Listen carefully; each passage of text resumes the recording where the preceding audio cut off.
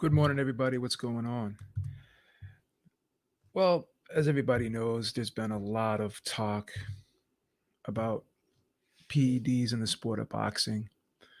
I would say roughly in the last 12 years or so, it's become a hot button issue. Everyone's talking about it, and it's very, very publicized. And I would say it's probably publicized more so than any other issue in the sport right now. And I think that has happened because of Floyd Mayweather back in 2009, the whole situation he had with Manny Pacquiao. Ever since then, we've had these people in the sport of boxing, the journalists, and we had these so-called nutritional and performance gurus come out and talk about PEDs and their effectiveness and the way they believe that these PEDs are giving the fighters an unfair advantage. And the big thing that's always mentioned when a boxer is being criticized for taking PEDs is, well, he's giving himself an unfair advantage.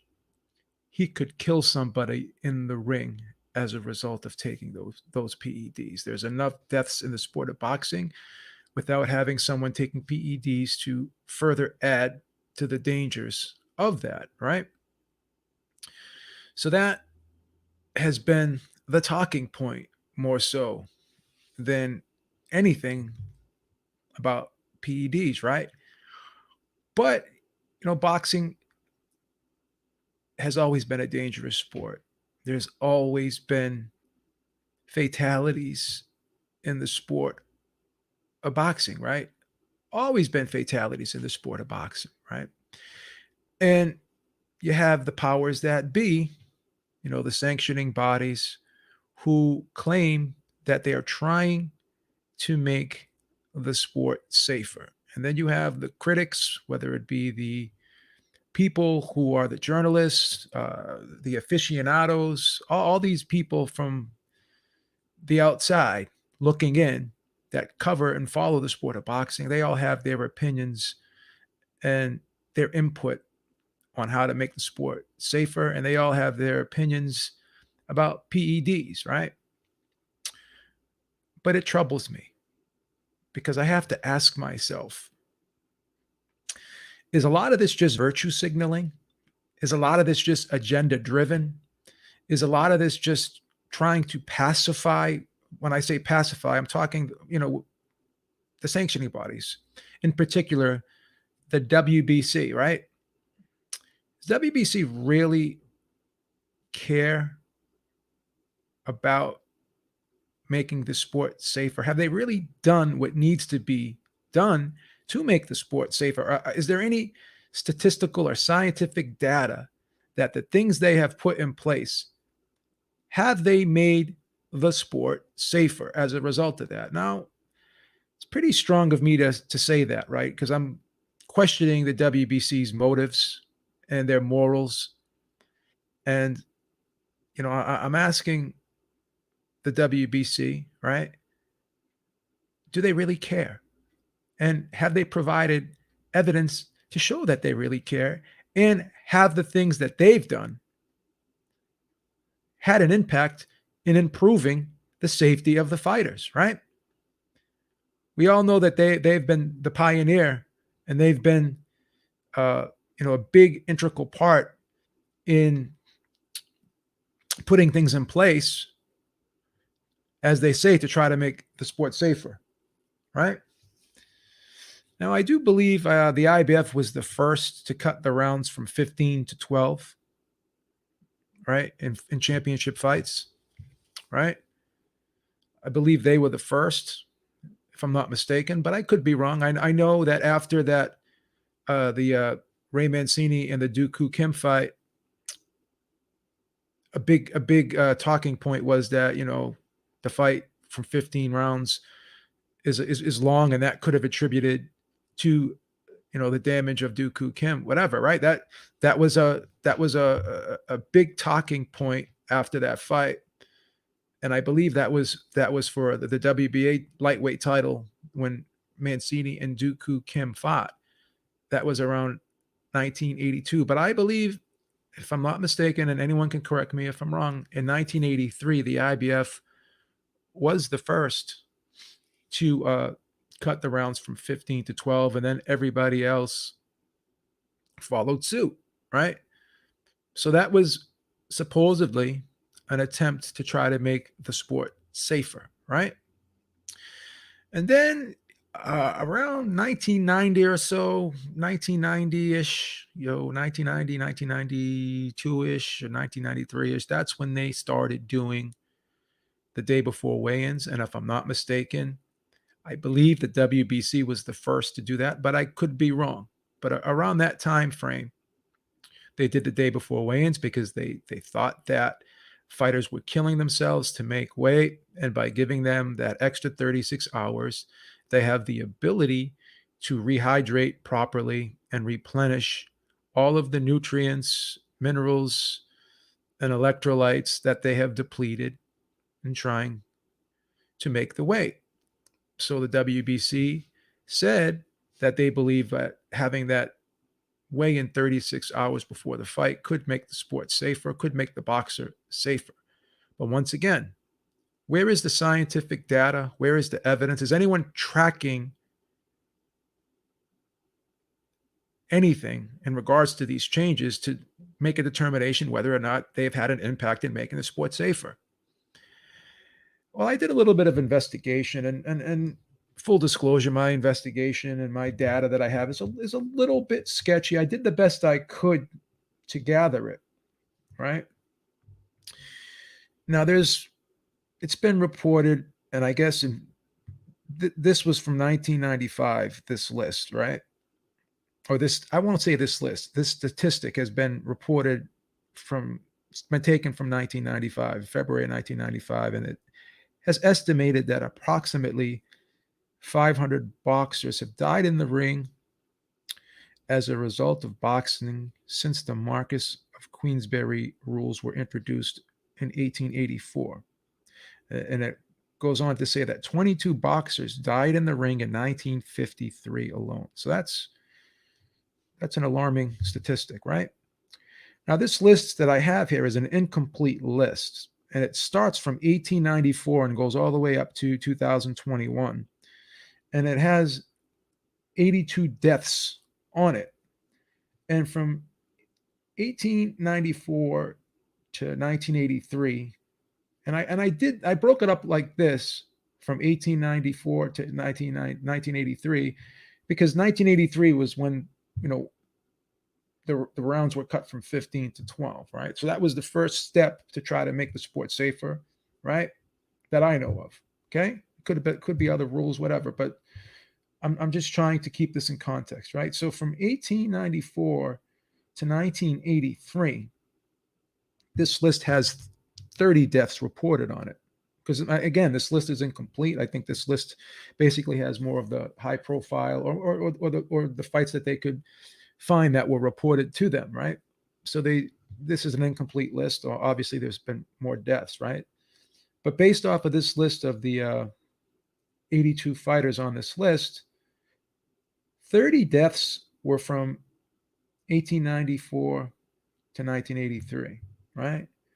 So then when you go to 1983 to 2021, there were 52 deaths. So this statistical data shows me that the sport has not really been made safer. It's actually been made, the statistics have shown that more people have died since these changes have been implemented than before. So are these, same these day before weigh-ins, or these weigh-ins from 36 hours before the fight, have they helped? And has cutting the rounds from 15 rounds down to 12, have those two things really helped the sport of boxing? And also, too, it seems as though from 2009 to 2021, which is roughly 12 years, right? That's when they really started implementing an extensive drug testing protocol in the sport of boxing, right? Because of Floyd Mayweather. I think that's when, you have fighters and you have commissions and you have sanctioning bodies really buy into this more intensive, more in-depth drug testing protocol, right? And that was used in an attempt to try to make the sport safer as well, right?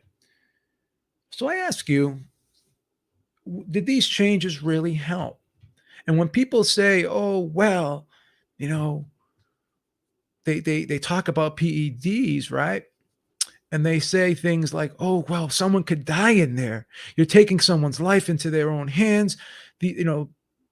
Someone on PEDs can literally kill somebody in the ring." Well, I ask a question to anyone. Can anyone provide me any statistical data that shows that someone that died in the ring, his opponent was on and tested positive for PEDs? How many deaths are attributed to a boxer, right, being on PEDs and his opponent wasn't, and he killed his opponent?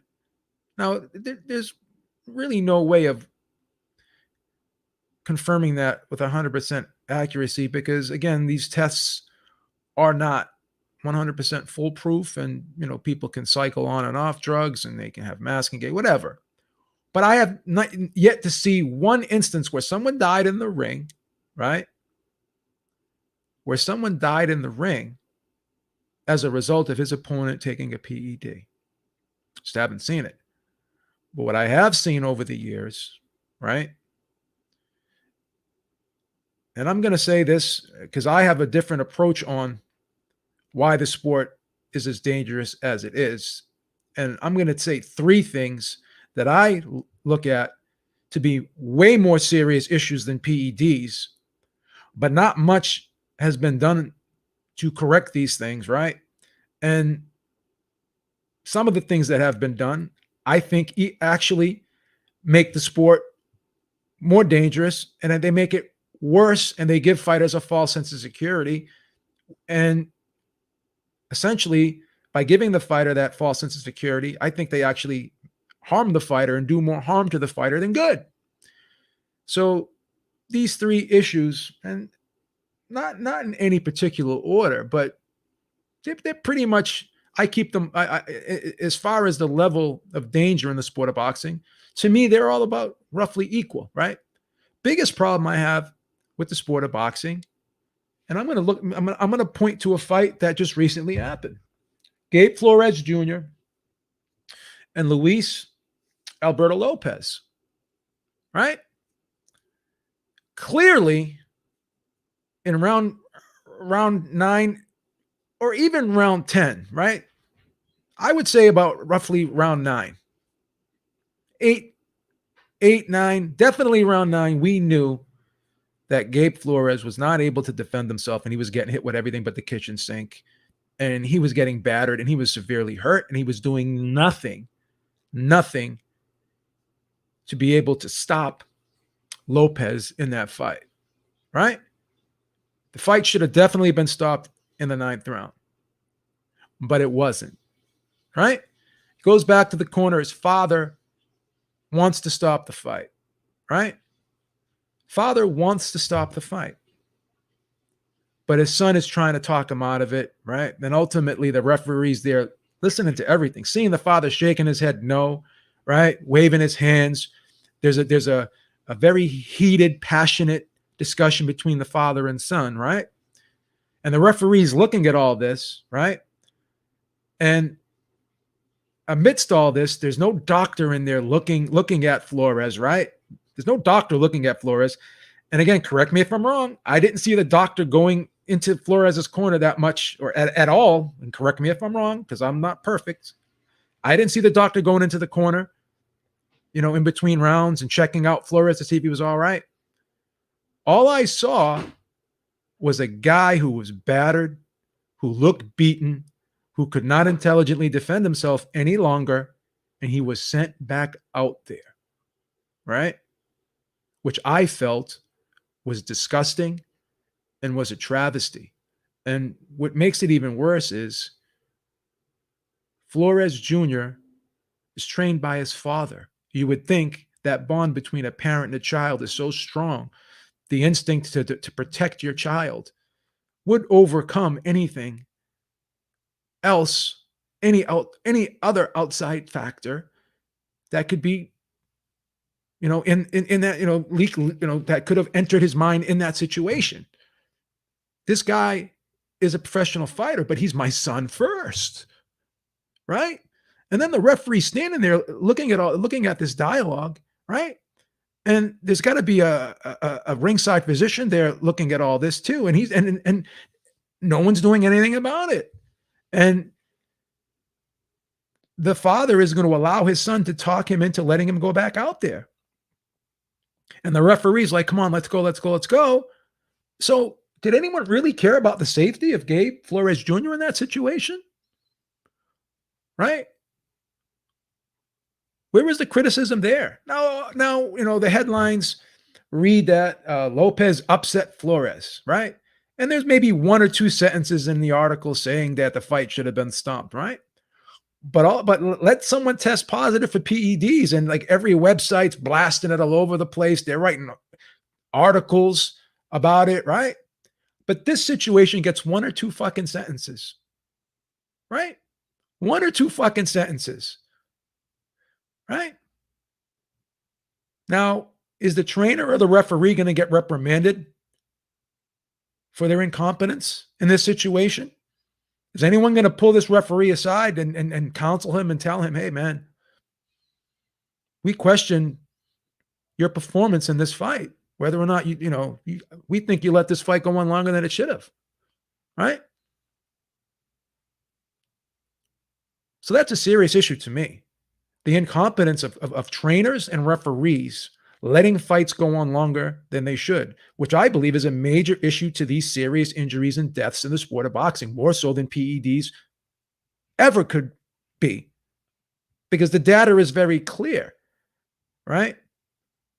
Nigel Benn, Gerald McClellan. Now, Gerald McClellan didn't die, but he's, look at his condition. He was severely compromised for the rest of his life. He's blind. He's got brain damage. Now, every round, he's going back to the corner, right? After, like, from the third round on, he's going back to the corner. His mouth is open. He can't even keep his mouthpiece in his mouth. His eyes are blinking, right? The corner has to be seeing this. The referee has to be seeing this. But what happens? They continue to allow the fight to go on, which is another travesty, because I would have stopped that fight. Why did Gerald McClellan have to take the knee? And I had to hear Freddie Pacheco tell me, "Oh, Gerald McClellan quit. Oh, he's quitting. He's quitting. He's quitting." Why did I have to hear that? Why did I have to hear that? It shouldn't even have gotten that far, but it did. It did. And yeah, there was some stories about it, but again, no one talks about it anymore. No one cares, right? So the incompetence of these cornermen, and then I want to even go back to a situation when Antonio Margarito was fighting Manny Pacquiao, and his eye was literally like flapping, like there was like his eye, like the top of his eye, there's the piece of his eye was flapping. His eyelid was flapping. It was like hanging off. And Robert Garcia didn't stop the fight, right? So now Antonio Margarito's got an artificial lens on his eye, right? Because of all the damage he suffered by getting that eye continuously battered. And then at the end of the fight, they asked Robert Garcia, "Why didn't you stop the fight?" "Oh, well, Antonio Margarito would have killed me. I had to let the fight go on." Right? So a lot of these trainers, they're afraid of upsetting the fighters, because in a lot of instances, these fighters are high paid fighters, right? Generate a lot of revenue, and they don't want to upset the apple cart, because they don't want to be at odds with the fighter, then end up getting fired, because they want to be yes men, a lot of these trainers. And Mark Breland had the balls, right? He had the balls and the human decency to step in. And what happened to him? He got vilified, while everyone else sat there with their arms crossed, allowing Deontay Wilder to get battered. Nobody cared, right? And all the Deontay Wilder fans, they're sitting there talking shit about Mark Breland. And if they really cared about Deontay Wilder, they really did like Deontay Wilder as much as they say they did, then they should have applauded Mark Breland, but instead they criticized him and threw him under the bus, right? So again, is this all virtue signaling, or do people really care about the health of the fighters? So that's number one, right? The incompetence of these trainers and referees allowing these fights to go on, right? When they should not. A lot of errors in judgment. I know it's not the easiest thing in the world, but again, I would rather stop a fight and see a fight get stopped too soon than too late, because the repercussions of stopping it too late, they're just too they're just too great. They're just too there's something that you can never get back. You can't get irreparable damage to somebody cannot be reversed once you go beyond that point, right? Can't turn back the hands of time. Once it's done, it's done. Gerald McClellan is going to be the way he is for the rest of his life, and nothing's going to preach at Cologne's another issue, right? Right? Another issue of a fight being allowed to go on longer than it should have, right? So the repercussions are just too great, right? So I'd rather be criticized for stopping it too early than stopping it too late. Because if I was a trainer, I wouldn't want anyone's blood on my hands, and just for the sake of human decency, right? So that's to me is a huge problem and issue that people will talk about, but not as much as the PED thing. Because guess what? The PED thing is new, right? It's fresh, gets a lot of traction, right? If someone doesn't like a guy, right? All the people that hate Valdez and hate Canelo, they're gonna dump on him, right? But these same people, when there are other situations where their favorite fighter is put in a similar situation, they're going to defend that fighter. So again, this is just agenda driven. A lot of times, it's a sexy issue if you're a writer, because it gets a lot of attention now. It's good click. It's good clickbait now for a lot of these journalists, right? To write about these instances more so than the other issues that I think are a much larger problem. So you're not going to see many articles written about how the referee and the trainer dropped the ball, in the Gabe Flores Lopez fight. You're not going to see that, but you're going to see these PED stories continue to be written about long after the fighter tests positive, right? So we'll be talking about this for the rest of Valdez's career. We'll be talking about this for the rest of Canelo's career. And that's fine. I mean, they did do something wrong. They should be punished. Valdez should have been punished. He wasn't punished. I agree with all that. I agree with all that. But let's take a look at the bigger issue. What is more dangerous? What happened? Him taking a diet pill to lose weight, or Gabe Flores being allowed to continue? And then his father says, oh, he wasn't hurt. He was just tired. Are you fucking kidding me? The guy was fucking hurt. Couldn't even lift his fucking hands up to defend himself. That's how fucking hurt he was. So let's be honest about it. To me, that's a much bigger issue than PEDs. Here's another issue. The weight cutting, right? I hate the day before weigh-ins, the 36-hour before weigh-ins. I hate that, right? I hate that because it gives a fighter a false sense of security, right? Telling him, yeah, you could balloon up in weight in between fights, right? And you could starve yourself and deplete yourself to make weight. But don't worry about it. You'll be back to normal in 36 hours, which is total fucking bullshit. The amount of stress it puts on your heart to lose such a great amount of weight and then try to pack it all on in such a short period of time. Again, you become sluggish. It's not healthy. And then when you dehydrate yourself, and all the fluids and then the electrolytes and the essential minerals that are gone in your body, you deplete in your body of the cerebral spinal fluid in your brain, and then your brain's getting batted around and there's no cushion there, and then all the potassium and sodium is sucked out of your body to dangerous levels that wreaks havoc on your heart, right? And then you're gonna put it all back in 36 hours and snap your fingers like that magic process is going to bring you back to normal, which is bullshit, right? To me, that's more dangerous than having the same day weigh in and forcing the fighter to fight in a higher weight class.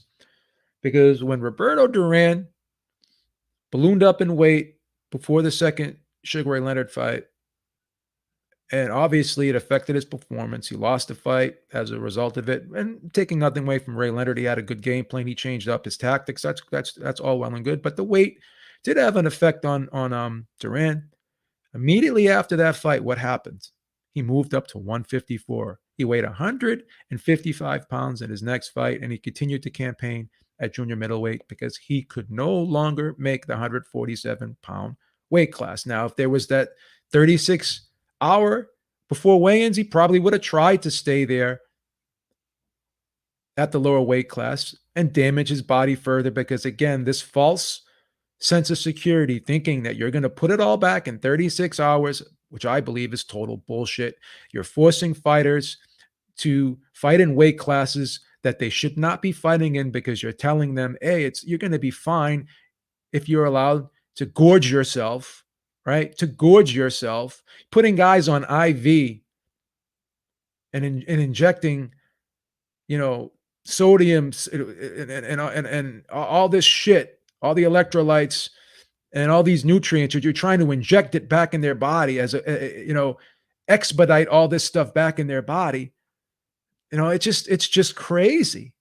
These are things you do to people who are severely dehydrated, right? Who have to be taken to the hospital, right?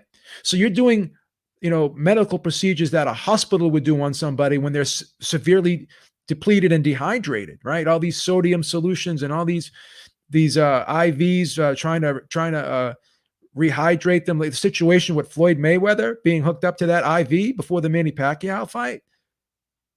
I mean, come on. Come on. So if you're depleting yourself that bad that you have to be hooked up to an IV, that is not healthy, ladies and gentlemen. That is not healthy. If you're walking around at more than 10%, right? More than 10% of your fighting weight, that's a problem. And that's what happened when they introduced these 36-day weigh-ins.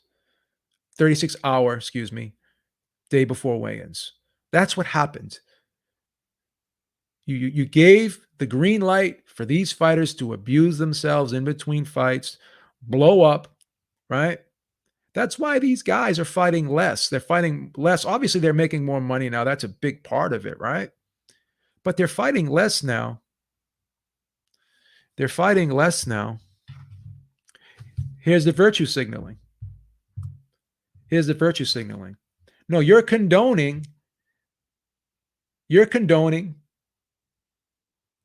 guys blowing up, killing themselves to make weight and hurting their bodies, and then trying to go into a ring when they're severely dehydrated, right? And they have no cerebral spinal fluid in their brain, and then they're causing their brain to get smacked around with no cushion in it, and they're depleting their body of all of the minerals and electrolytes and all of the nutrients that it needs. Are you condoning that? Let's flip it back at you. You want me to virtue signal back at you? You're a virtue signaler. I have never heard you complain about that. I never heard you complain. What did you say did you care about Gabe Flores Jr. when he was being batted from pillar to post? Yeah. Did you complain about that when his own father wouldn't stop the fight? Right? How come you didn't complain about that? You're condoning allowing people to get beat up when they can no longer intelligently defend yourself? Are you sadistic? We don't want to go back to the Roman gladiator days where people actually die in competition. Is that what you want? I'll flip it back at you, my friend, you phony virtue signaler. You don't care, right? You don't care. You don't care. All the virtue signaling and the false outrage. Do people really care about the safety of the sport? How many videos are going to be made about Flores Jr. and Lopez talking about how that fight was stopped too late? I'll tell you how many videos are going to be made. One. Mine. because I really do care about the safety of fighters. I don't have an agenda. I don't have to virtue signal. I don't have to give false outrage and just criticize somebody because I don't like them.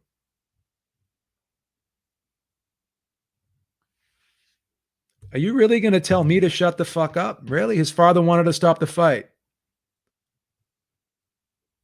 His father wanted to stop the fight. No, you don't want to do something. You either fucking do it or you don't. If you want to do something, virtue signaler, you do it. You're going to get the block because you actually suck at life. People that suck at life cannot stay in this chat. Bye-bye.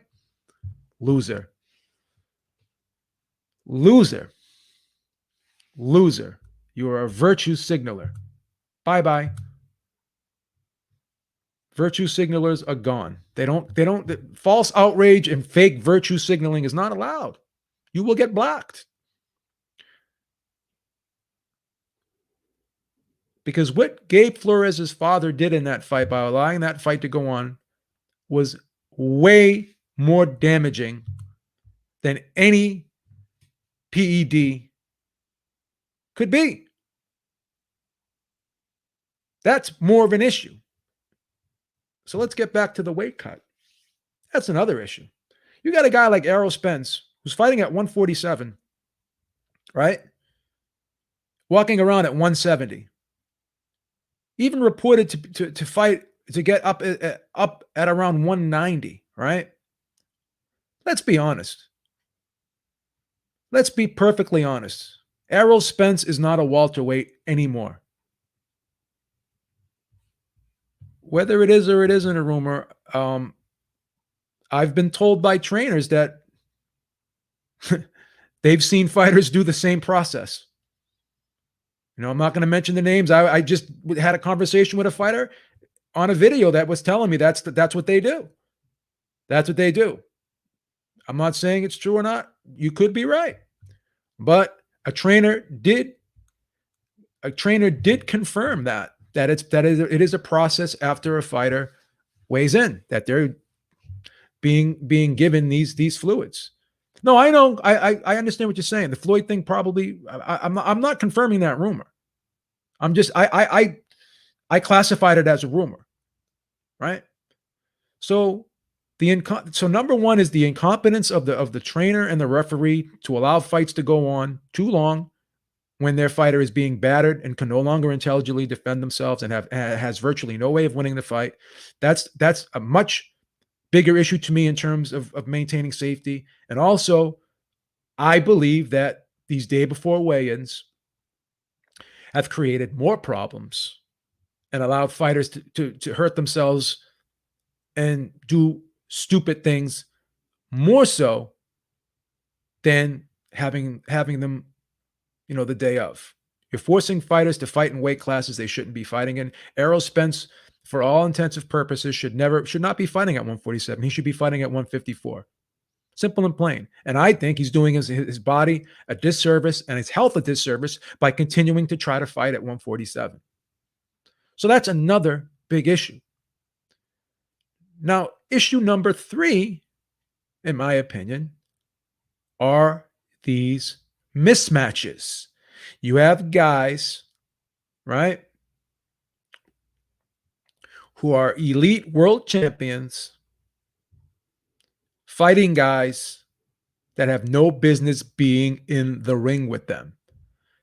If you're a world champion, back in the day, it's one thing being a 3-1 underdog, a 4-1 underdog, or even a 5-1 underdog.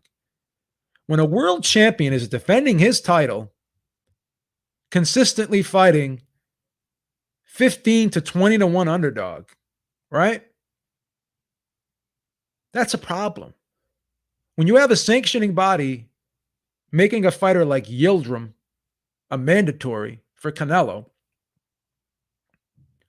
who has no business being in the ring with Canelo, that's a problem. It's one thing when you turn pro and you're trying to build a fighter who doesn't have a lot of experience. I get that. But once a fighter is established, like Floyd Mayweather fighting a guy that has no professional fights, well, I mean, what did you expect to happen? That's a recipe for disaster. allowing Evander Holyfield to get in the ring last night after California Commission wouldn't license him. And even a decade before, the New York State Athletic Commission wouldn't license him due to diminished skills. Right? So that's a bigger problem. Allowing these mismatches to go on. Those are the three biggest issues, in my opinion, that are causing these deaths. Right? How many heavyweight boxers have died in the ring? I don't know of any. I know the Magdamov situation where he was hurt, whatever. But these guys who don't have to go and make weight and do these crazy things, we don't see these guys dying in the ring. So this weight cutting thing, seeing guys get on the scale, right, and virtually be emaciated and dry to the bone, looking like they're half dead, and even some of these guys getting on the scale, these guys and these ladies getting on the scale and passing out, right? So all you virtue signalers who want to, people can die in there. This unfair advantage of PEDs, they could kill somebody in there. Show me when it happened. I could show you several instances where these other three things were a problem, right? Gerald McClellan was walking around at about 185 to 190 pounds, trying to make 160, right? And even after the two Julian Jackson fights, he was complaining of headaches, right? Why do you think that was? You don't think dehydration and the severe depletion of trying to make weight damaged him? And then when he did end up going up to 168, which he went up too late, should have went up much earlier, right? Then when he did, right, when he got in there with Nigel Benn, you don't think all those years of trying to make that weight, because that's when they start, back at that time, they did have the day before weigh-ins, right? Did the day before weigh-in help Gerald McClellan or hurt him? Because it gave him that false sense of security and allowed him to think he could stay in a lighter weight class because it was the money division, right? So these guys are going to stay in these lower weight classes and get that false sense of security that I can get it all back in 36 hours. Why are they going to do that, Beep? Because the division that they're fighting in it could possibly be the more lucrative money division. So they're going to stay there longer.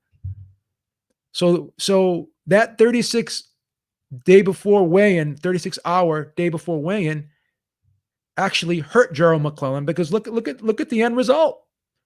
Look at the end result. So that's one problem. That's one instance where the day before weigh-in, I believe, was a detriment to a fighter. And here's another thing. He should have been pulled out of that fight as soon as he started blinking. You even heard Freddie Pacheco during the fight. Oh, he's blinking. He's blinking fervorishly. He's blinking feverishly. What's going on? What's going on? Here comes another block. I don't like virtue. Here's another block, virtue signaling. See you later, buddy. Boom. Another virtue signaler. See you later, virtue signaler. Boom. You're out of here. You're out of here. Bye-bye. So they allowed that fight to continue to go on. When the guy's sitting there blinking, you knew something was wrong with him, but you still sent him out there round after round. You knew that he damaged his body trying to make 160 for years, right? But no one did anything. He was complaining of headaches after both of those Julian Jackson fights. Did anyone give him a CAT scan after that? But let's scream and cry about the PEDs. Let's scream and cry about the PEDs when there's much, much bigger problems to cry about and complain about. I shouldn't say cry about. You're not crying about it when you're voicing your opinion, when you're concerned about safety. But let's be honest. Do all you guys who are criticizing Valdez, which you have every right to do. I've criticized him. I don't think he should have been allowed to fight. I think he should have been stripped. But do you guys really care about the safety of the sport, or is it agenda driven? Right? Because I didn't see you guys go at other guys who tested positive, right? You had no problem with Deontay Wilder fighting Luis Ortiz after he tested positive for that banned substance, right? No one came out and said, oh, Victor Ortiz shouldn't be fighting. You guys had no problem with Deontay Wilder fighting him in the rematch. Same people who were jumping on Valdez, you didn't jump on Luis Ortiz. So you're not going to tell me a lot of this criticism is not agenda driven. It's not false outrage and fake virtue signaling. You're not going to tell me that. You're not going to tell me that. Because it was okay for Deontay Wilder to fight Luis Ortiz because you guys are fans of Deontay Wilder, you're PBC fans, and Luis Ortiz is a PBC fighter, so it's okay for him to fight after testing positive twice for PEDs. Right? So you're not going to sit there and tell me that this isn't all about false, fake virtue signaling, right? So that's my opinion. That's my opinion. Right? The three biggest problems that I believe that are causing these issues with fighters being severely hurt or dying in the ring is number one, the corner not stopping the fight, the corner or referee not stopping the fight when they should. It's very clear that when a mistake is being made, like again, the Gabe Flores was the latest example of that, the Flores Lopez fight. I think the guy's done. I don't think he'll ever be the same again. I think, with all due respect, I hate to say this to his father, but you ruined his career, and you really showed a lack of empathy and compassion for your own flesh and blood, your son. Right? I would even question whether or not that this guy should train another fighter again. That's how bad and upset I was, about what he did that night. I'm more upset about him doing what he did in that fight than I am at Oscar Valdez testing positive for a diet pill. But once again, what's going to be written about Gabe Flores' dad is you're going to have one or two sentences in an article, and in a week it's going to be forgotten about. But we're going to hear about this Valdez thing for the rest of his career, and that's fine. That's fine. But is it really the bigger issue, right? Should a world champion be fighting a 15-21 underdog as a mandatory defense? That's another issue, the mismatches, right? You're not going to have a good outcome when you have a guy who's 10 levels above another guy, right? When you allow arguably the best fighter of our era to fight somebody with no professional experience, what do you expect to happen? What do you expect to happen, right? And then this ridiculousness of fighters fighting in weight classes, right? And having to lose 20 to 25 pounds, sometimes even 30 pounds in a weight camp. When you hear fighters like Errol Spence tell you, oh yeah, I was up to 190 in between fights. You're going to tell me that's not dangerous, right? But you want to worry about phentermine. That's all right. It's fine. It's a legitimate complaint. But what about the other three things I just mentioned? Why don't you talk about that? Where are the articles written about that? Where are the videos being done about that? You're not going to tell me that the PED issue is a more serious issue than those other three issues that I just mentioned, because I have evidence, I have data to show you and provide to you, right, that people have died as a result of those three things that I just mentioned. And none of you have yet to show me someone dying as a result of his opponent being on a PED. You've yet to show me that, right? So I have statistical data to show you that there's more serious issues than this PED thing, but for whatever reason, this PED thing is at the forefront, right? Are we really looking at the crux of the issue? Are people dying in the ring because their opponents are on PEDs? Can we fucking prove that? I'm not saying it's not a factor at all. I can't prove that it's a zero factor, but is it a bigger factor than these other three things that I mentioned? So if you really care about the safety of the fighter, then why don't you petition these sanctioning bodies to do away with these day before weigh-ins? Because I think they're horrible. I'm definitely against them. Right? Why don't you tell these sanctioning bodies to stop making these fighters mandatory challenges to titles? Right? That are 10 levels below the champion. Why don't you tell that? Why don't you talk about that? Right? Why don't we suspend these referees who allow fights to go on longer than they should? Or at least suspend them and make them get training, right? Give them reinforcement training to show them the proper time to stop a fight. Why don't we suspend these trainers who aren't stopping fights? Why are we licensing these trainers who don't know what the fuck they're doing in the corner? Why don't we do that? You know why? Because sadly, all I see is a lot of virtue signaling out there. I don't see anyone who really cares. I can't say anyone. I see very few people who really care about the safety of the fighter. I see very few people who really care about the safety of the fighter in this sport. Right? Gabe Flores' father will continue to train him. Right? And probably other fighters. The referee will continue to ref fights. Right?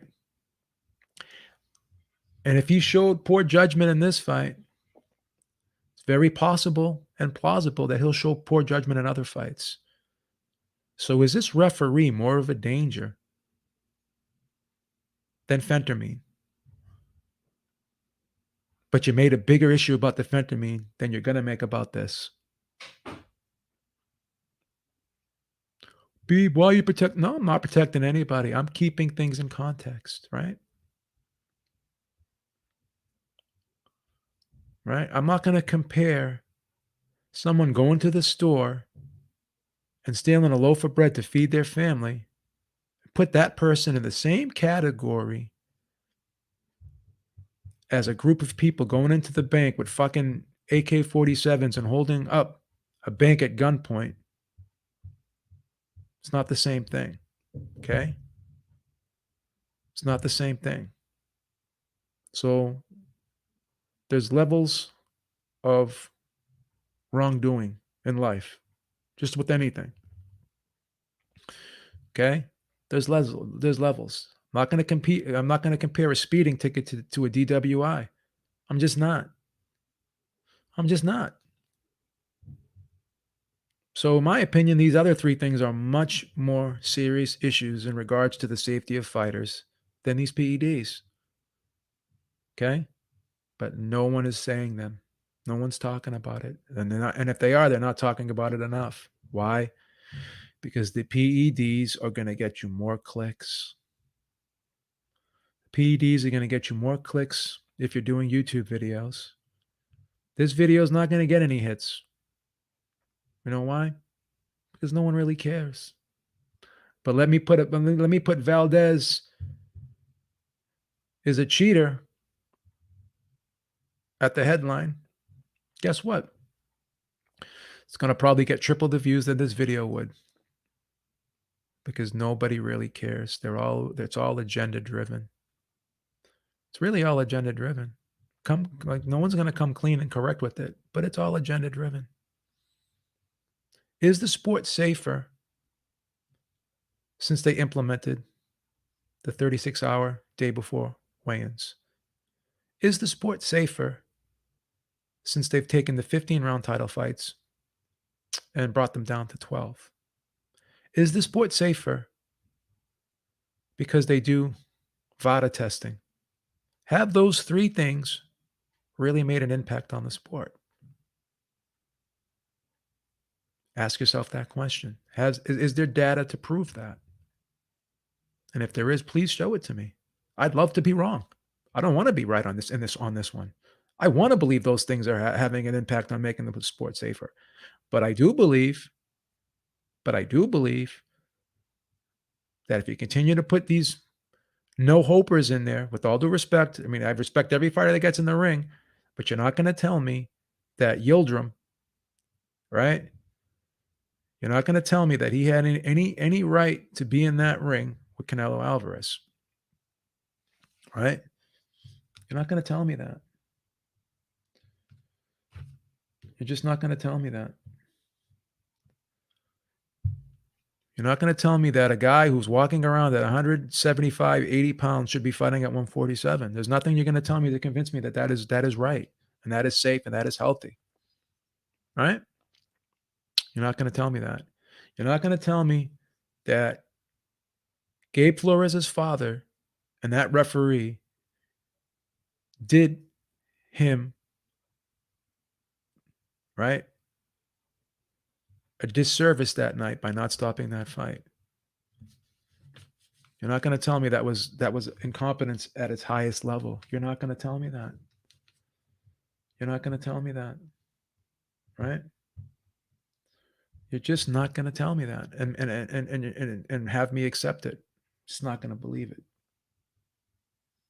right? So instead of virtue signaling, right, and instead of being agenda driven, right, if you really care about the sport of boxing, then address the major issues and look at what's really the problem, and look at the data and look at the statistics and what are really causing these fighters to be severely injured and die, right? And put your effort into those issues, into correcting those issues, right? Talk about that stuff. Make videos about that stuff. But guess what? I'm the only one that's going to be making this video. You know why? Because this video is going to get no hits. It's going to probably get a one or 200 hits. You know why? Because nobody cares about it. All you guys should be fucking tweeting this out. You should be putting this everywhere because it's the only way. It's the only way people are gonna get the truth. Because no one wants the truth. Nobody wants the truth. All right, guys, that's all I got. Beaver's out. Talk to y'all soon. Stay safe. Have a great day. I will be back tonight with my partner, Eric Lauder, at 6 p.m. Eastern Time for the Ringside Reporter podcast. Make sure you click the link in the description box. Go to manscaped.com and enter the code Ringside Reporter. They have a great variety of grooming products and apparel that you will definitely enjoy, and you'll be getting a 20% discount with free shipping. Can't beat that deal. All right, Beavers, I'll talk to you soon. Peace. Have a great day. Stay safe. I love everybody. Be back soon. Take care.